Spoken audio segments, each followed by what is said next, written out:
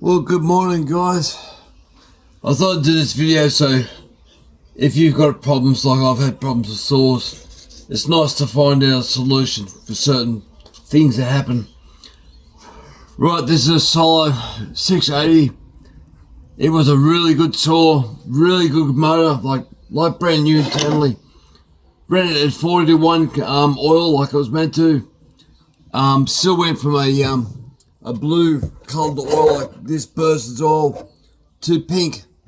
And I spoke to the guy at with my local dealer. And he goes, "Oh, they're the same, don't worry, mate.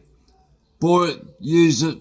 It killed this motor and it killed also my Solo 690, but that was a worn out motor. I stopped it before I killed it, but it wrecked the piston and cylinder, so I bought another cylinder off another bike for second hand one cheaper, but so I had to get rid of this piston. Now that's a factory piston, so you can see how burnt up that is. That's screwed as. No windows. That's just, I found this last night. I was doing some cleanup. Now, by memory, and I forgot all about this. This is a Stihl 056. So I used this for quite some time, but I don't know why I changed it, but I changed it. I found there's a mark on that side, and a mark on that side. I don't know why. I could probably use it again, but I don't know which one's lighter. But if you look at these pistons, the 381, it's actually shorter. So I imagine it might be slightly lighter. I'm going to port these windows just a bit. Open them up just a bit to let more air in. But what happens with this particular saw, because the way these transfer chambers work, if I put that bottom to the center,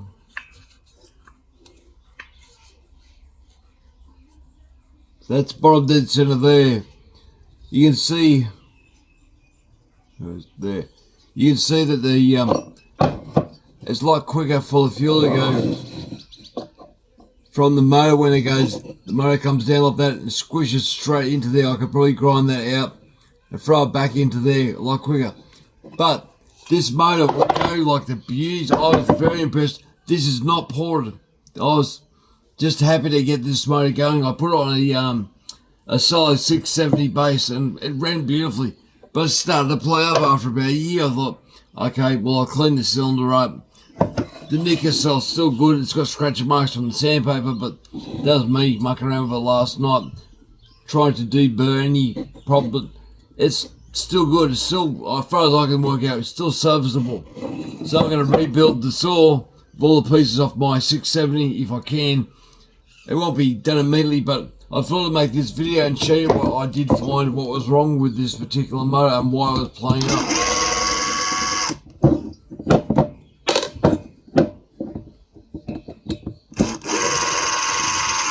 So this would be the same as a Husqvarna 372.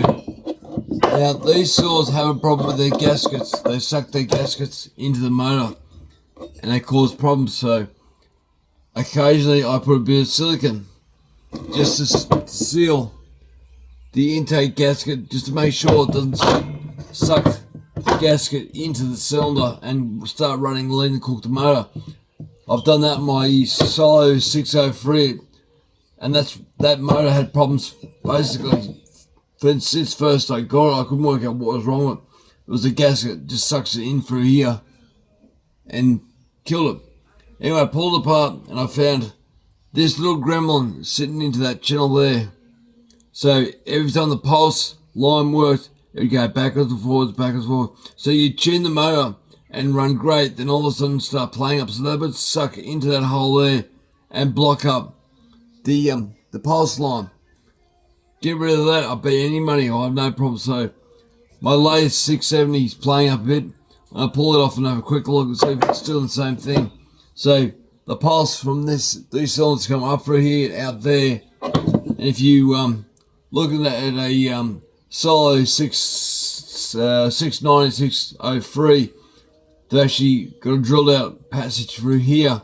It goes here so you can actually put a pulse line. So you can use other carbies if you want to, which is another option for me if I don't want to go there. But still, yeah, it was that line. It was in here. You can't afford to have your pulse lines are blocked up. So put that bastard back in there. So that was floating around in that channel.